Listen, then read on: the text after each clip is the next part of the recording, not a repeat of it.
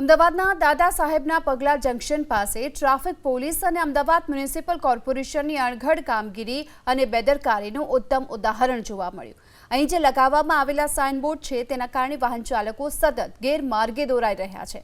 આ સાઇનબોર્ડના કારણે કોમર્સ 6 રસ્તા તરફ જતા વાહન ચાલકો અને રાહદારીઓ રસ્તો ભૂલી સીધા જ ગુજરાત યુનિવર્સિટી ગ્રાઉન્ડમાં પહોંચી જાય છે। ગેરમાર્ગે દોરતા આ સાઇનબોર્ડના કારણે સ્થાનિક વાહન ચાલકો તો હેરાન થઈ જ રહ્યા છે, પરંતુ સૌથી વધુ મુશ્કેલી અભ્યાસ અર્થે પ્રથમ વખત અમદાવાદ આવી રહેલા નવા વિદ્યાર્થીઓને પડી રહી છે।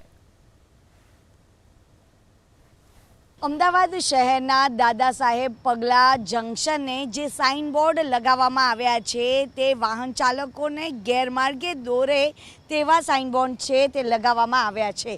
અત્યારે આપ જોઈ રહ્યા છો આ દાદા સાહેબ પગલા જંકશન છે કે જેમાં ગુજરાત યુનિવર્સિટી, વિજય ક્રોસ રોડ અને કોમર્સ 6 રસ્તાનું જે સાઇનબોર્ડ છે તે લગાવવામાં આવ્યા છે અને જેના એરો અલગ અલગ વિસ્તારમાં દર્શાવવામાં આવ્યા છે। જે જગ્યાએ કોમર્સ 6 રસ્તા આવેલું છે તે જગ્યાએ ગુજરાત યુનિવર્સિટીનો એરો છે તે દર્શાવવામાં આવ્યું છે।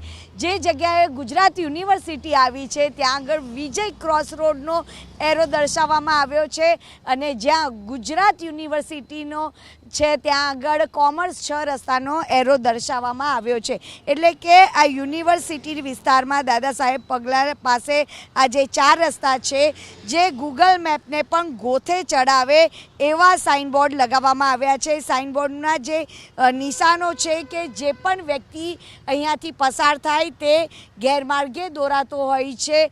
અમદાવાદ સિવાય બહારનો જો કોઈ વ્યક્તિ આવે તો તેને ગુજરાત યુનિવર્સિટી જવાની જગ્યાએ તેઓ વિજય 4 રસ્તા પહોંચી શકે કાં તો પછી કોમર્સ 6 રસ્તાએ પહોંચી શકે। એટલે જે આ ગેરમાર્ગે દોરતા જે સાઇનબોર્ડથી વાહન ચાલકો અને જે વિદ્યાર્થીઓ અહીંયા ગુજરાત યુનિવર્સિટીમાં ભણતા હોય કે પછી કોમર્સ 6 રસ્તાએ ભણતા હોય તે લોકો પણ ગેરમાર્ગે દોરાતા હોય છે।